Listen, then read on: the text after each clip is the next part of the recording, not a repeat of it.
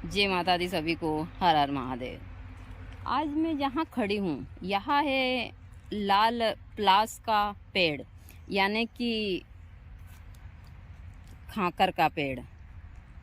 लाल प्लास का भी ऐसे बहुत महत्व है, लेकिन जो सफ़ेद प्लास है उसका बहुत महत्व है तंत्र में।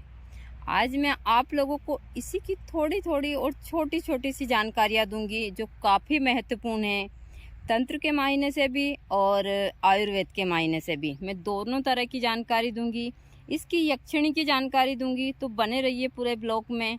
आप पूरा ब्लॉग अच्छे से देखते हैं तो सारी चीज़ों का पता चलता है।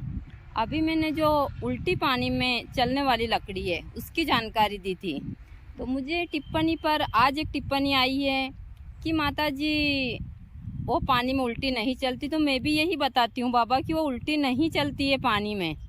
कहीं कहीं जो लकड़ी होती है उसमें काफ़ी बले होते हैं, तो उसके कारण हम थोड़ी सी छोड़ते हैं तो थोड़ी बहुत ऐसे ही चल जाती है। ना उससे धन की बारिश होती है, ना कोई अंधविश्वास में उसके ऊपर आप पैसे खर्चे मत कीजिए, उससे कुछ नहीं होता है। वह एक पौधा है, जो पौधा कुछ विशेष चीज़ों में से काम आता है वो, लेकिन यह सारी चीज़ें उसके बारे में जितनी बताई जाती है सब गलत है, एक कोरी धारणा है। तो आप जब भी टिप्पणी करें पूरा वीडियो देखें और उसके बाद टिप्पणी करें। तो बने रहिए पूरे ब्लॉग में। आज आप लोगों को मैं सफ़ेद और लाल प्लास के यक्षिणी और तंत्र के कुछ छोटे छोटे से प्रयोग दूंगी। जो आज मैं जानकारी देने जा रही हूँ वह सफ़ेद प्लास की यक्षिणी की है। और सफ़ेद प्लास के कुछ धन के प्रयोग हैं। आप सफ़ेद प्लास की यक्षिणी को कैसे सिद्ध कर सकते हैं और वो कैसे काम करती है।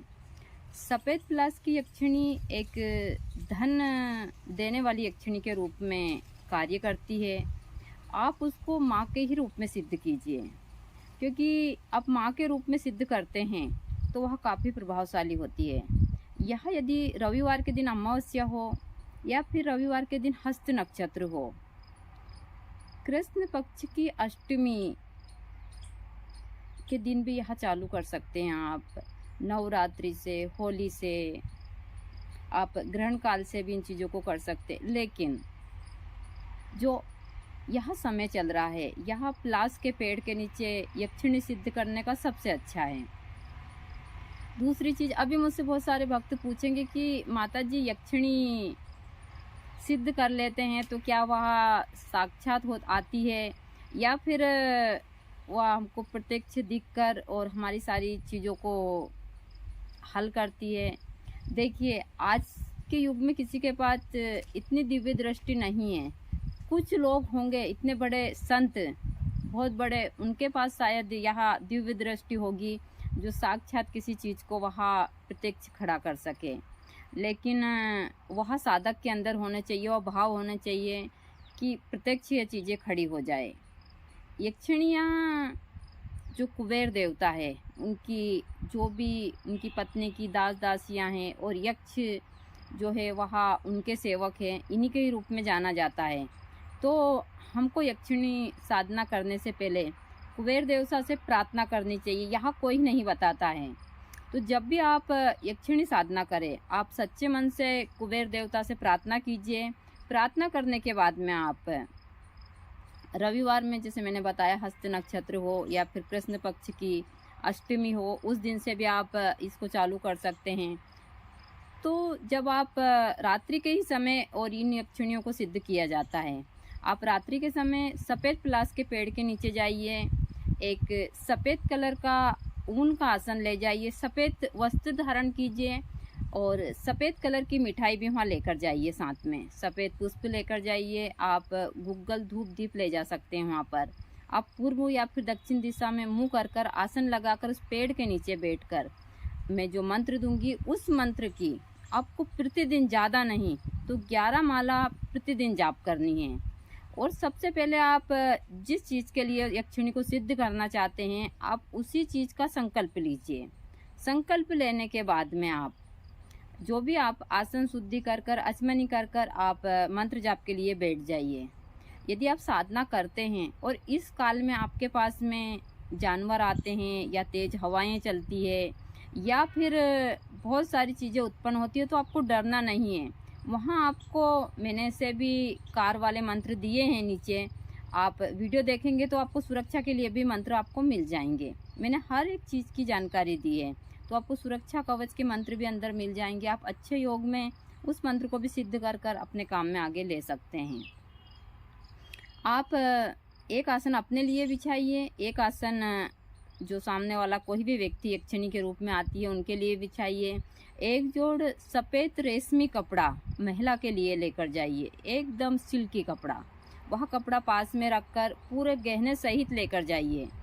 जहाँ लेकर जाते हैं वहाँ पूरे वस्त्र, पूरा महिला का श्रृंगार लेकर और मिठाई वगैरह लेकर वहाँ एक साइड में उसको रख कर, और आप प्रतिदिन अपने साथ में वह सामान वहाँ लेकर जाइए, फिर रात्रि के समय लेकर आइए। यदि यह कह सकते हैं इसको कि कभी कोई आई आपके पास में और प्रत्यक्ष खड़ी हुई, तो आप वह वस्त्र उनको धारण देकर और आप अपनी मनवांछित चीज़ों को प्राप्त कर सकते हैं। वह जब वहाँ सिद्ध होती है तो फिर कुछ रूप में आती है आपके, और जैसे महिला के रूप में हुई, किसी और चीज़ के भी रूप में आती है और आपसे कुछ चीज़ें मांगती है। तो आप उनको देने से पहले जो भी आपकी चीज़ें हैं उसके बारे में मांग कर और यह चीज़ें उनको दे दीजिए। यक्षिणियों में ऐसा ही होता है, यक्ष में भी ऐसा ही होता है। यदि वह उस हिसाब की होती है तो आपसे वहाँ आकर वस्त्र मांगेगी या मिठाई मांगेगी, पीने के लिए पानी मांगेगी, खाने के लिए खाना मांगेगी। तो इन चीज़ों की व्यवस्था होनी चाहिए आपके पास में हर एक साधना में, इसी साधना में नहीं, हर एक साधना में। जैसे मैं बताती हूँ कि थोड़ा सा मेरे से बोलने में यहाँ की वहाँ बातें बोल देती हूँ, लेकिन इन चीज़ों को आपको प्रत्यक्षकरण करना हो और हो जाता है आपका, तो आपको सच्चे मन से पहले तो अपने गुरु पर विश्वास रखना होगा, और गुरु के बाद में जो भी आपके इष्ट है उनके ऊपर, और उसके बाद में आप साधना करने बैठते हैं तो आपको ज़रूर सफलता प्राप्त होती है। आपके हृदय के अंदर तो प्रत्यक्ष जरूर हो जाता है, आपको आभास हो जाता है। यदि कोई 11 दिन या 21 दिन के अंदर भी खड़ा नहीं होता है तो आप सारे जो भी वस्त्र है वहीं, जिस दिन आपकी पूरी साधना होती है वहीं रखकर और सच्चे मन से प्रार्थना कर कर आ जाइए। आपके काम तो स्वतः धीरे धीरे होने लगेंगे, ऐसा नहीं है, तो आपके काम तो ऐसे ही हो जाएंगे। इसी प्रकार आप यक्षिणी को सिद्ध कर सकते हैं। मैंने मंत्र दिया है, मंत्र अच्छे से याद कर लीजिएगा। आप पूरा मंत्र दे रही हूँ, इस मंत्र को याद कर कर कंठस्थ कर कर पहले इसको कभी आप 1.25 लाख बार जाप कर ले तो सबसे अच्छा है। और जाप नहीं करते हैं, सिद्ध नहीं करते हैं, तो आप ऐसे भी इसको कर सकते हैं, वह आपकी श्रद्धा के ऊपर है। आगे भी मैं इन चीज़ों की जानकारी देती रहूँगी। दूसरा, आप रवि पुष्प योग हो, तो रवि पुष्प योग में आप एक दिन पहले निमंत्रण देकर सफ़ेद प्लास की जड़ को धूप दीप कर कर जो मैंने मंत्र दिया है उस मंत्र से ज़्यादा नहीं तो आप 21,000 बार जाप कर कर और अपने धन के स्थान पर रखते हैं तो ये चमत्कारी प्रभाव दिखाता है। यह मैंने खुद ने देखा है, और मैं तो यही बोलूँगी कि आप जो सफ़ेद प्लास का पेड़ है उसमें बहुत सारे फल आएंगे, वहाँ आप अपने खेतों पर या घर के वहाँ ज़रूर लगाइए। यह बहुत ही चमत्कारी प्रभाव दिखाता है। तो मैं मंत्र पूरा दे रही हूँ, आप पूरा मंत्र अच्छे से याद कर लीजिए। आगे भी मैं इन चीज़ों की जानकारी आप लोगों को देती रहूँगी।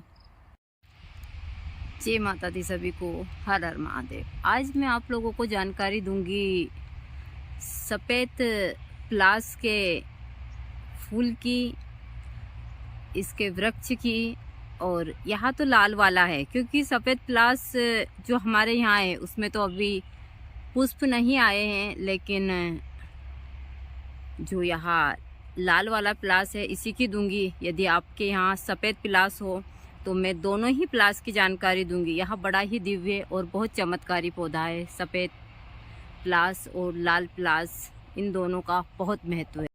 इसका मंत्र इस प्रकार है, ओम नमो महालक्ष्मीये नारायणी पत्नीये नमो नमः। एक बार और बोल देती हूँ, ओम नमो महालक्ष्मीये नारायणी पत्नीये नमो नमः। आप इस मंत्र का जितनी बार हो सके उस पेड़ के नीचे बैठकर जाप कर लीजिए, यह मंत्र स्वतः ही सिद्ध हो जाएगा और यह आपके बहुत सारे कार्यों में काम देगा। देखिए, मेरा काम है इन चीज़ों की सही जानकारी देना, करना या ना करना आप लोगों के हाथ में है। दूसरा, इसके प्लास के पत्ते के ऊपर श्री यंत्र बनाया जाता है रवि पुष्प योग में। सफ़ेद प्लास के पत्र पर रवि पुष्प योग में श्री यंत्र बनाकर आप धूप दीप कर इसी मंत्र को यदि उच्चारण करते हैं 108 बार या फिर 21,000 बार या 1.25 लाख बार, तो यह चमत्कारी ढंग से आपके बहुत सारे कार्यों में और आपके घर में धन की जो भी कमी है उसमें काम करता है। इसके और बहुत सारे प्रयोग हैं जो मैं आगे भी दूंगी। यह वीडियो काफ़ी बड़ा हो जाएगा, तो आज मैं आप लोगों को इतना ही। बाकी इसकी लकड़ी से हवन करने से बहुत सारी चीज़ों में सफलता प्राप्त होती है। दूसरा, मैं जाते जाते एक प्रयोग और बता देती हूँ। जो लोग बोलते हैं कि हमारे घर में करा का प्रभाव या कोई कर देता है, तो आप रवि पुष्प योग में प्रातः जल्दी जाकर सफ़ेद प्लास की कम से कम ज़्यादा नहीं तो 1 हाथ की डंडी लकड़ी लाकर और उस लकड़ी को रविवार के दिन ही रवि पुष्प योग में ही आपके घर के पूर्व दिशा के कोने में ज़मीन में गाड़ दीजिए। देखिए आपके घर की क्या सुरक्षा होती है। कोई माई का लाल आपके घर में कोई क्रिया नहीं कर सकता, चाहे तंत्र की हो या किसी भी चीज़ की हो। आपके घर का कोई बाल भी बांका नहीं कर सकता। यह महत्वपूर्ण क्रिया आप कर जरूर देखिए। आगे भी मैं इन चीज़ों की जानकारी देती रहूँगी आप लोगों को। जय माता दी सभी को। हर हर महादेव।